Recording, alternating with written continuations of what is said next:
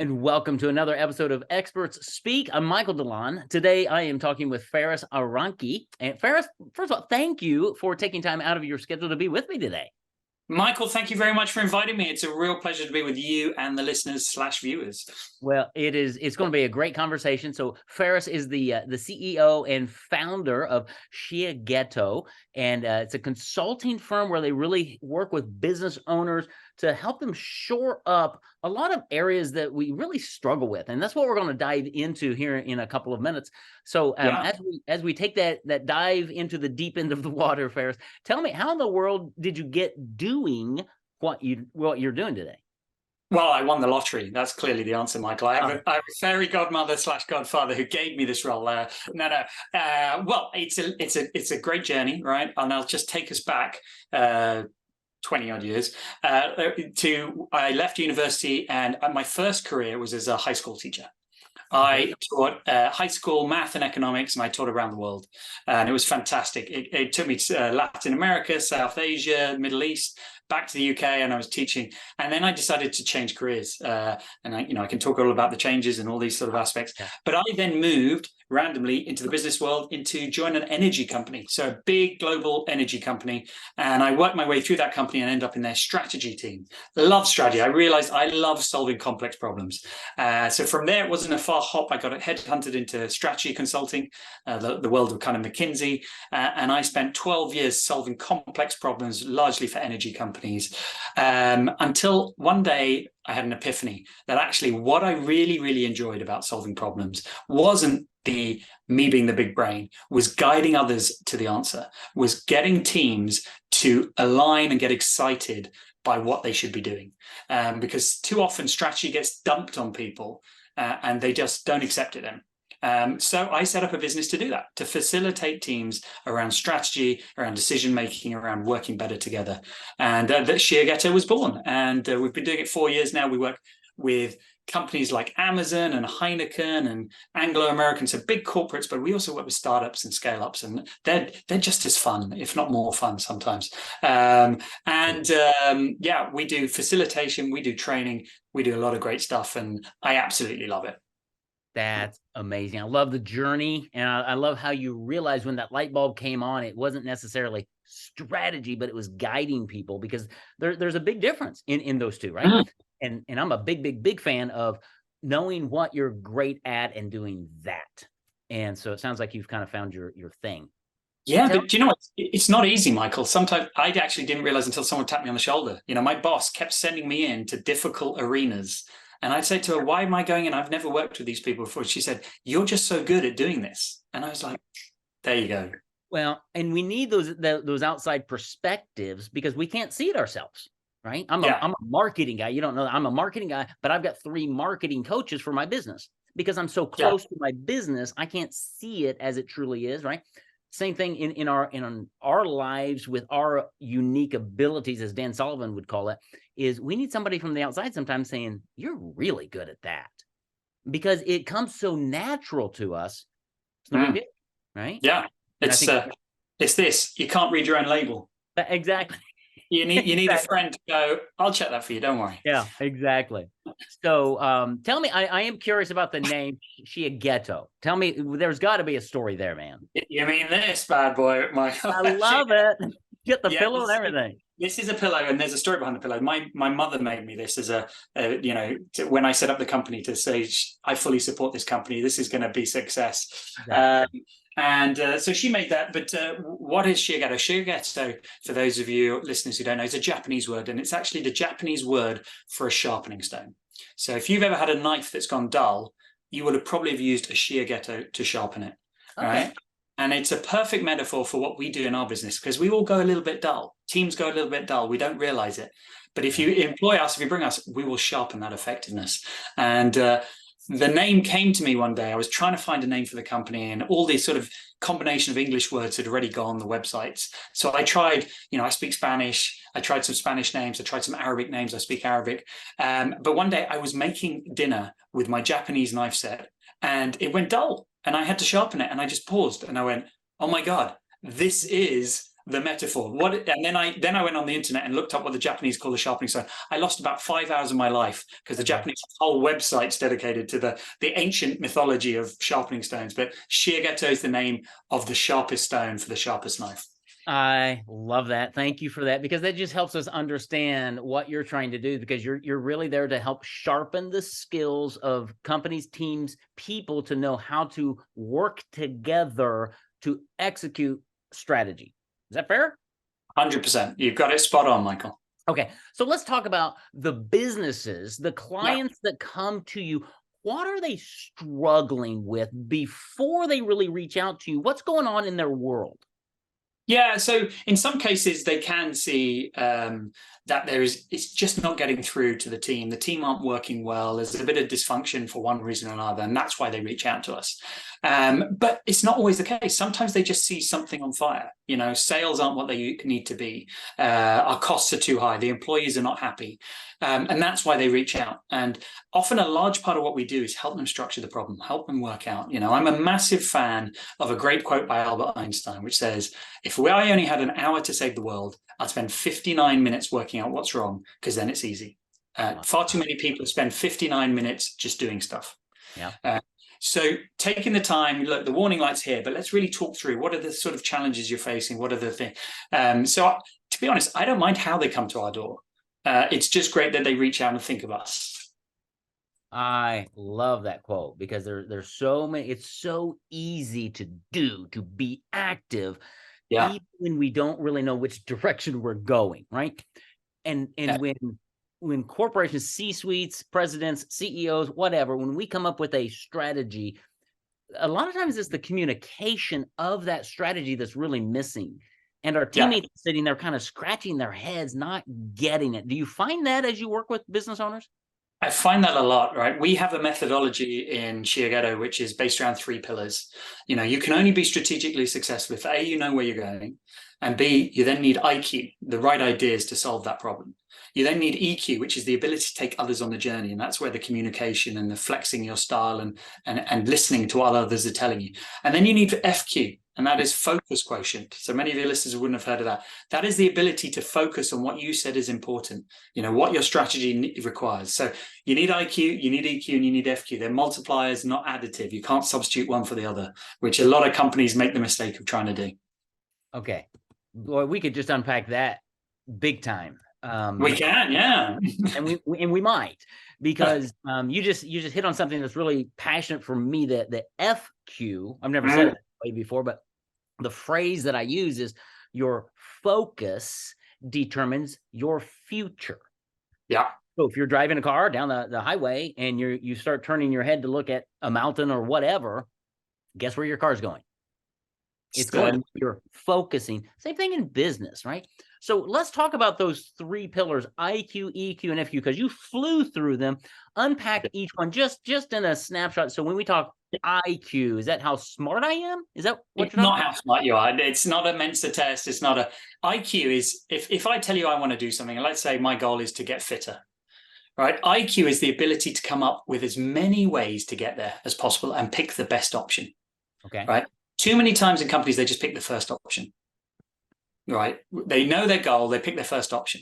Now, where we help with the IQ pillar is, hey, let's really, you should have 100 options, and then picking one, you pick the best, right? You should have 100 options. You should have some clear criteria to define them, and then you pick them. And how do you get 100 options, right? You ask more people, because if you just rely on your brain, you're not going to get the best options, right? But often we shut off hearing parts of our business or what our customers are telling us, or you know, either because we're too busy or stuff. So these are ways we can strengthen IQ, get better ideas, get more ideas, and then test them. That's why I do a lot of war games. That's why I do a lot of pre-mortems with companies, right?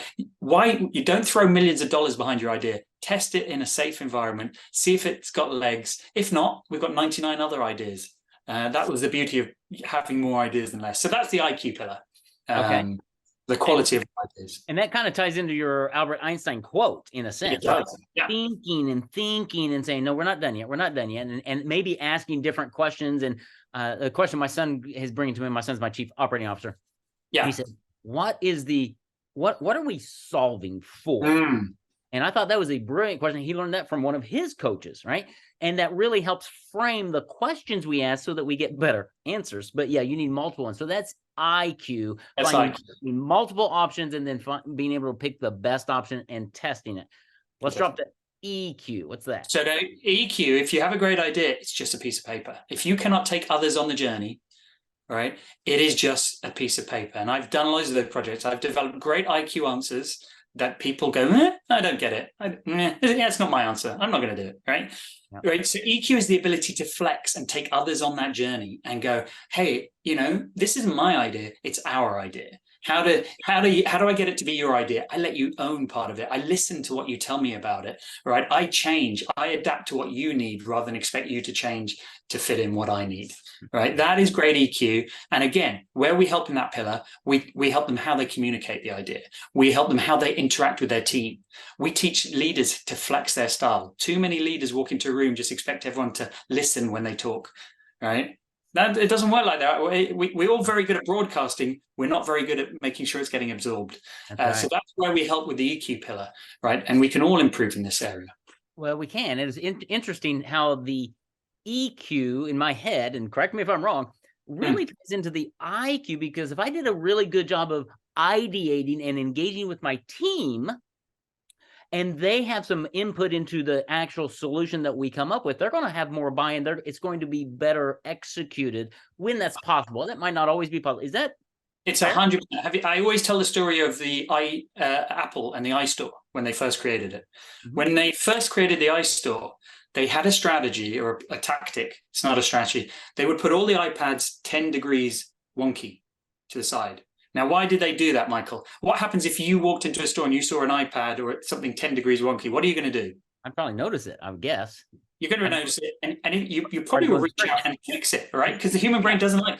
And do you know what they discovered? As soon as you touch it, you're twice as likely to buy it. Oh, now, great. I tell CEOs and C-suite people, that's your strategy. If you just give it to them 100% finished, they'll go, thanks. But if you leave it 90% and say, hey, could you just fix this for me? Suddenly it's their strategy. It's not your strategy anymore. It's their strategy. So if you involve them in the IQ part, the EQ part is easy, right? But if you do the IQ part in a sealed vacuum room, because we're the senior guys and we're super important, then don't be surprised when the rest of the business says, meh. Yeah. Okay. So we've got IQ, we've got EQ. Yeah. And now what's this FQ thing? So now FQ, that's about focus, right? So you can have a great idea, you can take people on the journey, but if you've overloaded them with too much as a leader, they're going to do things badly. So the number one thing as a leader you can do for the FQ is prioritization, is turn around to your staff and say, these are the 3 things we need you to be working on. Okay, these are the things, give them that clarity, right? And give them the tools to do it.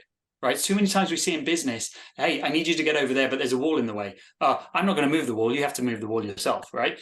Remove the wall. That's an FQ barrier, right? Get rid of it. Yeah? So make sure they know what the top things they need to work on. Get rid of the rest. Get rid of barriers in their way. And that could be stupid stuff like the printer in the office isn't working. And everyone who comes up has to spend 10 minutes of their day just kicking it, getting that thing. That's destroying valuable amounts of focus, right? Or it could be IT licenses, or it could be whatever, right? There's loads of these things around business, but clarity is the number one thing. And there's these barriers that you need to remove. So that's FQ.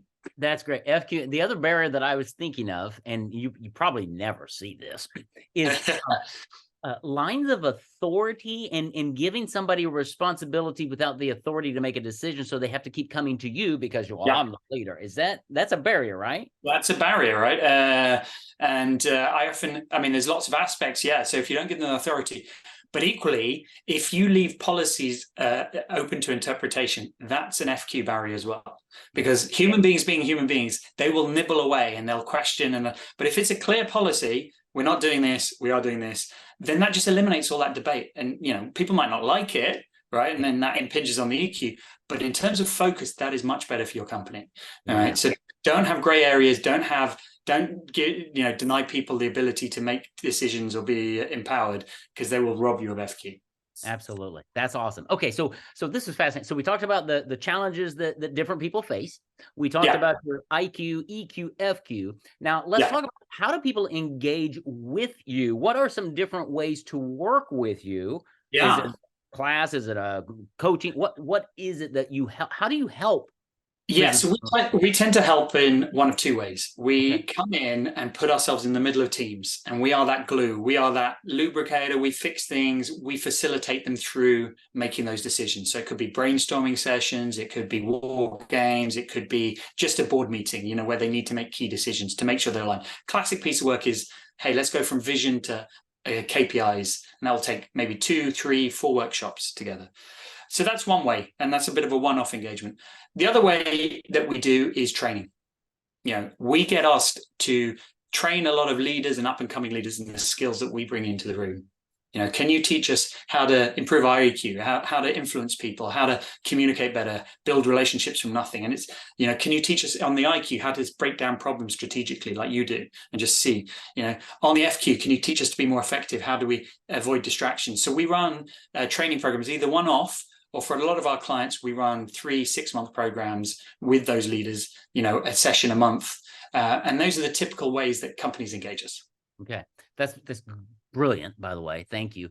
Because so many times in companies, I've been in big corporate America, right? And you would get into a new role maybe, and they just assume you have all the skills, abilities that you need to execute that role.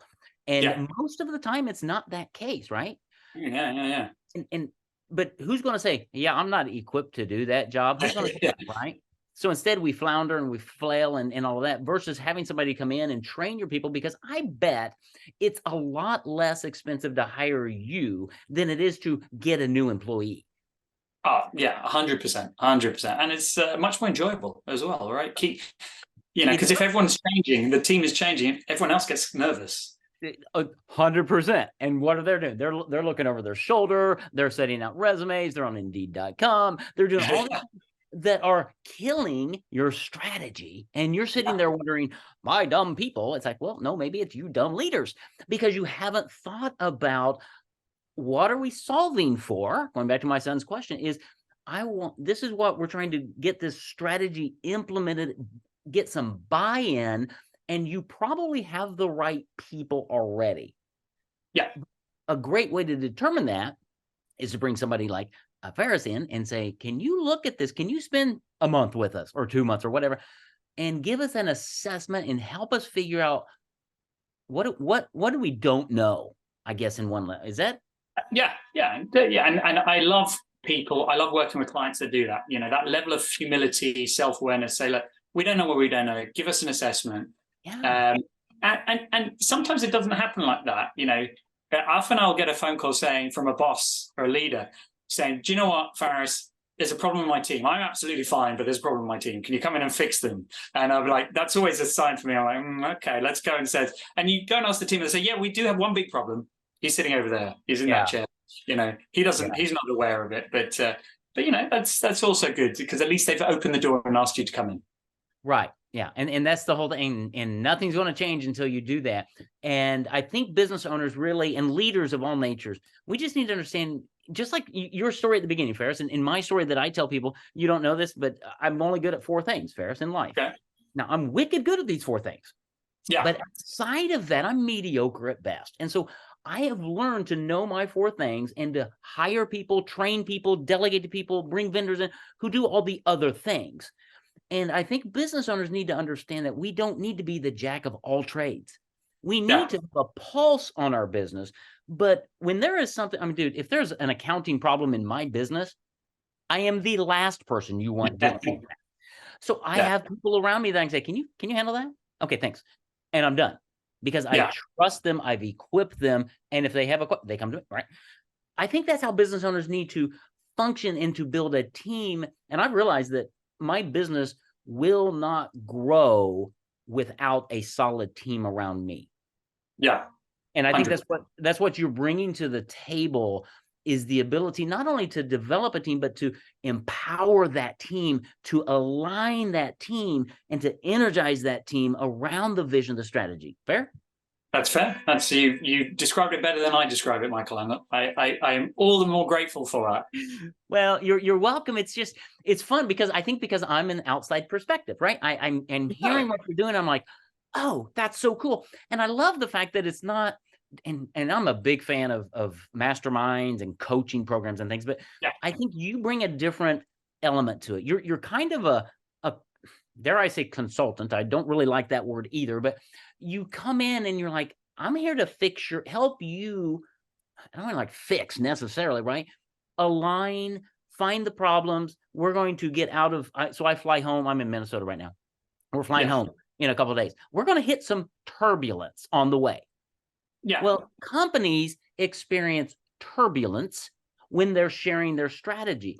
And the question is, how do I navigate through, around, above, or below that turbulence so that I reach that destination with my team intact and without killing anybody? Yeah. That's kind of what I see you doing, is helping companies who are seeing turbulence in the future, or maybe they're experiencing right now. How do we navigate that successfully? Yeah, I'm just trying to build on that metaphor. Am I the strategy pilot or the strategy air traffic controller, or am I the strategy? One of those things. Sometimes I say I'm like the strategy PT. I'm there to kick your asses to get strategy in better shape. Sometimes it'll be painful, sometimes it'll be enjoyable, but you will get fitter. Absolutely. And in every one of those roles, though, it's very interesting. They're not solo. They're not there by themselves. PTs have people they consult with. Pilots have co-pilots. Air traffic controllers have teams around them. And business owners need teams. We need somebody we can reach out to and say, Mayday, Mayday, Mayday. Faris, I'm in trouble. Or I see a storm coming, Faris. What do I do? And you pop in there and you're like, well, here's what we need to do. And here's how you do it. And we're like, got through that one. All right, thanks, Faris. And then you maybe pop out for a while or whatever, right? 100%. Yeah. So I love that too. So it's I like that air traffic controller idea of some nature, just that you're there when you need it and you help build and equip. And once the skills are in place, they continue. It's not like this is a one-time thing. You're building people and teams and processes so that they can take it and continue to grow. So the next time you roll out the next strategy, because Lord knows entrepreneurs have lots of strategies and ideas. They do, yeah. It gets integrated and aligned much more quickly and effectively because of the training that Faris provides. So wow. We could probably go on for a long time, but we could go on for a long time. But and what I love about this model is I'm working with one client, for example, where we're working with the senior guys and doing this training and writing them. And then these guys are now going out and rolling that out with their teams. And they're taking on my role, and they occasionally ring me up and say, okay, I'm struggling here. So I'll pop up for the odd session to help guide them through that. And the multiplier effect, then that impact that's going to have on that whole company is amazing. Yeah, absolutely. It just brings a smile to my face, and it's that warm, fuzzy feeling that I used to have in the classroom when you got a class to finally understand algebra for the first time or something. Right. Well, and the impact, not just in business, but when those leaders teach their people and their people go home and teach it to their family, their kids, because it's all transferable. The impact you're making in people's lives is really inestimable. You'll probably never know how many lives are being touched by the IQ, EQ, and FQ foundation of how you meet people. All right. This has really been cool. Thank you for being here. How do people take that next step? Where do they find out more about you and this whole process that you put together? Yeah, I think there's two best ways to find out more. One is visit the website, sheerghetto.com. So Sheerghetto, if you're only listening to it on audio, it's SHIAGETO. I'm sure we'll put that in the links. So .com, and you can read more about the company and my journey and the work that we do. We put up some case studies and things like that. Or the other place, carry on the conversation with me, which I'd love, is come find me on LinkedIn. I spend too much of my life there, but I absolutely love it. Don't tell my friends and family and my loved ones. And look for Faris Aranki. There's only one of us out there. I post every day, I blog every week. So you definitely get to share the journey with me, carry on the conversation. I share lots of tips on how you can bring IQ, EQ, and FQ into your life. And let's just carry on chatting. Faris, thank you, man. That's awesome. I want to make sure we capture both of those in the show notes. And because of entrepreneurs, in my audience, they're out busy doing things, building strategy and trying to convince their team. So they're going to listen to this, go to the show notes. You'll have those links to connect with Faris. and see how he can just really help you navigate the turbulence that you're seeing coming, you're in, and build a strong culture, a strong team, so that your strategies can get implemented and executed with great alignment with your people. So Faris, thank you. This has been phenomenal. I've really enjoyed our conversation. Thanks for being here, man. Thank you very much, Michael. I've enjoyed it too. All right. Thanks for listening to Experts Speak. Tune in again next week. Take care. God bless.